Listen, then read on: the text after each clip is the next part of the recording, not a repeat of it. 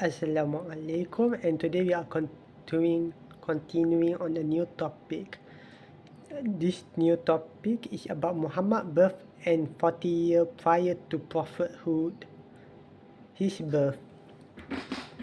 Muhammad SAW, the master of prophets, was born in the Bani Hashim section of Mecca on Monday morning, the 9th of Rabi'ul Awal, the same year of the elephant incident, and 40 years into the reign of Kisra.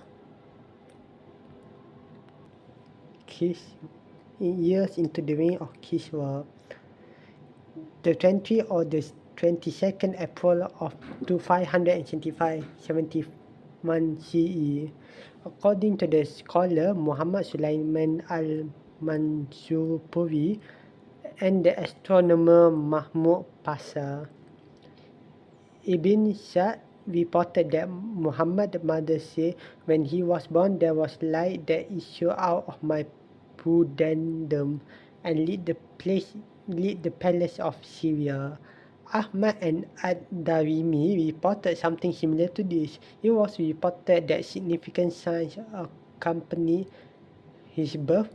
14 balcony of Kisra palace collapsed. The Magians sacred fire went out, and some sources on Lake Sawa sank down and collapsed. This was recorded by At-Tarabi, Al-Bayhaqi, and others, but none of the chains of narration are confirmed. His mother immediately sent someone to inform his grandfather Abdul Muttalib of the happy event. Happily, he came to her, carried to him Al-Kaabah, prayed to Allah, and thanked him. Abdul Muttalib called the baby Muhammad, a name not then common among the Arabs. He circumcised him on his 7th day, as was the custom of the Arab. The first woman who suckled him after his mother was Tuwaiba, the freed slave of Abu Lahab, with her son Masrur.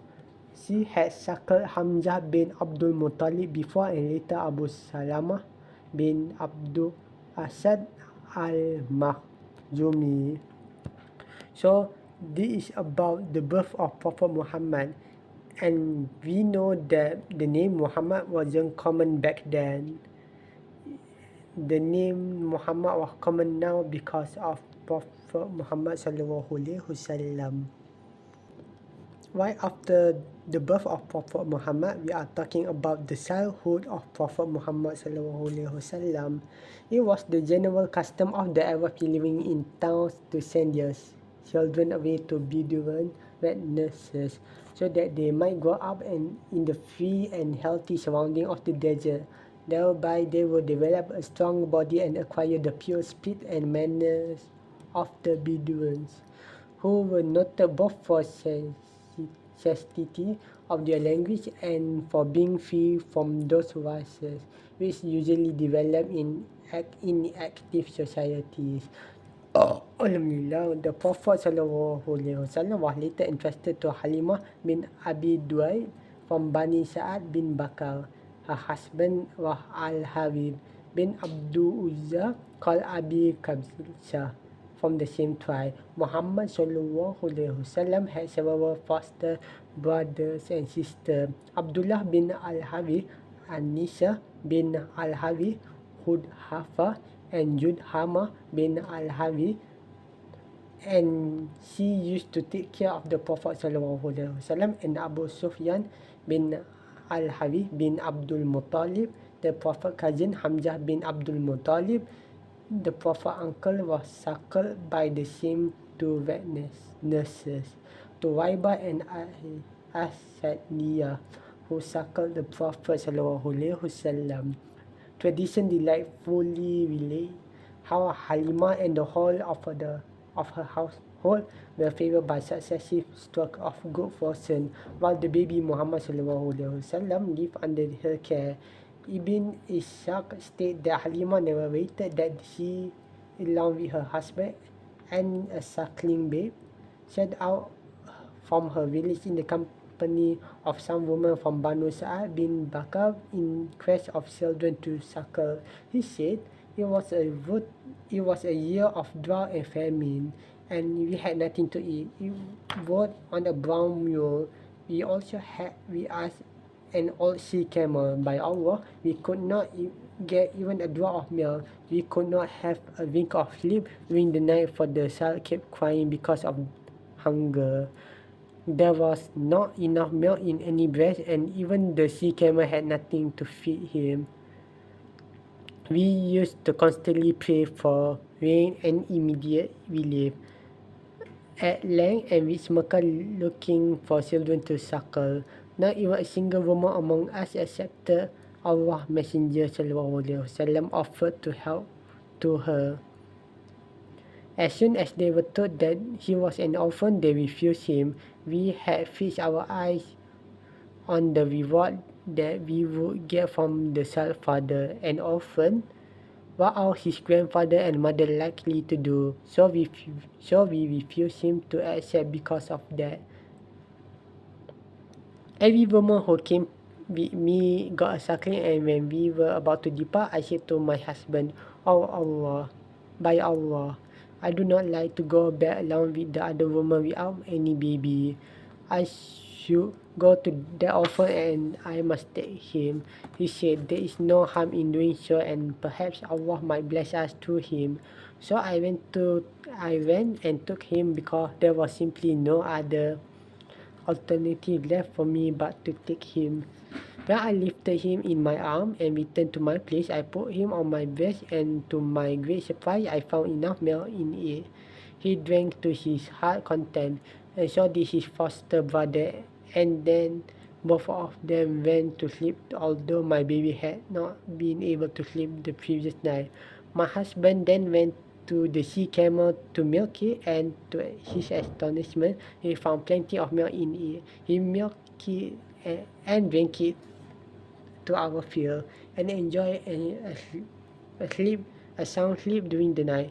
The next morning, my husband said, "By Allah, oh Halima, you must understand that you have gotten a blessed child." And I replied, "By the grace of Allah, I hope so." The tradition is clear on the point of their Halima return journey and her subsequent life. As long as the Prophet Muhammad ﷺ stayed with her, he was encircled with a halo of good fortune. The donkey that she rode when she came to Mecca was lean and almost lame.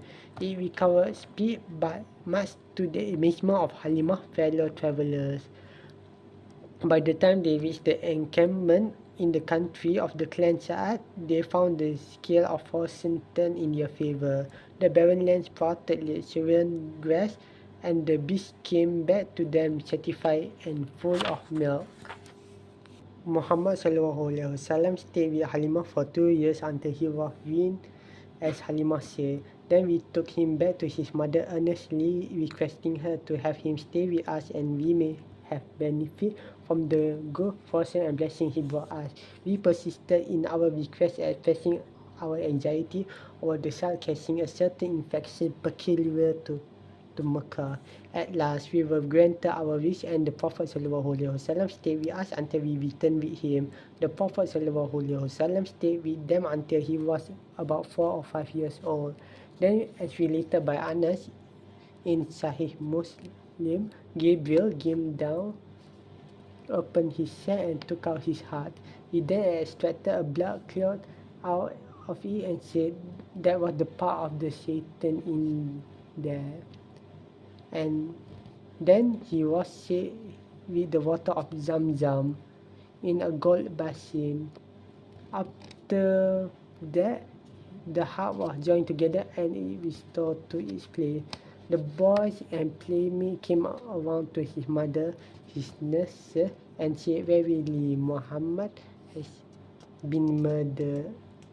They all rushed toward him and found him to be all alright, and that only his face was white. And Anas said, "I have seen the mark that was left on his chest."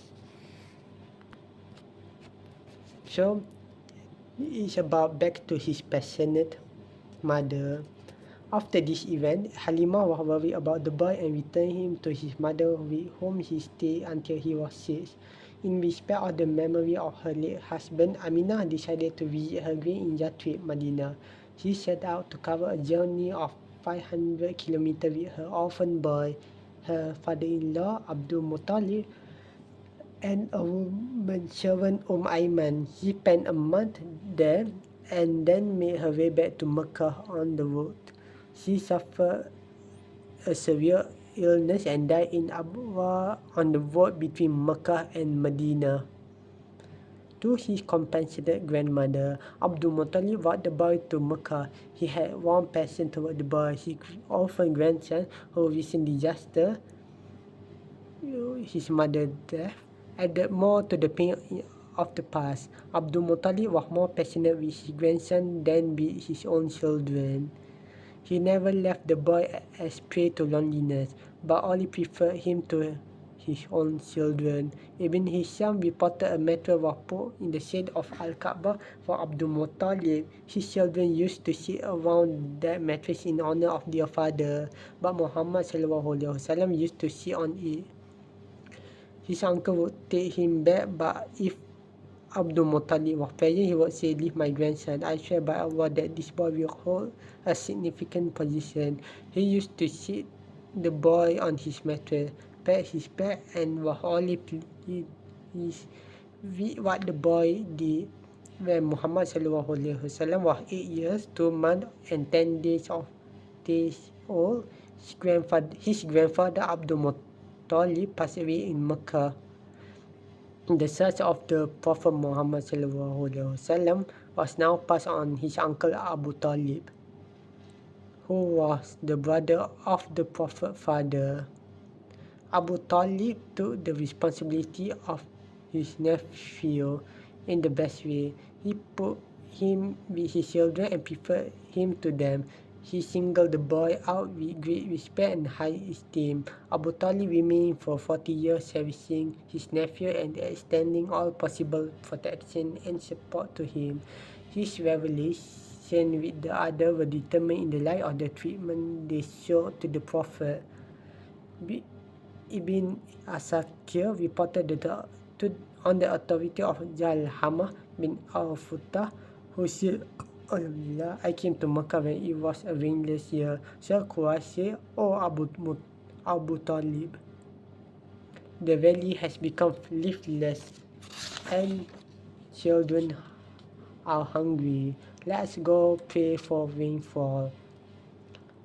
Abu Talib went to Al-Kaaba with a young boy who was as beautiful as the sun, and a black cloud was over his head. Abu Talib and the boy stood by the wall of Al-Kaaba and prayed for rain. Immediately, clouds from all directions gathered and rained around heavily, caused the flower spring and growth of plants in the country. But he was the monk.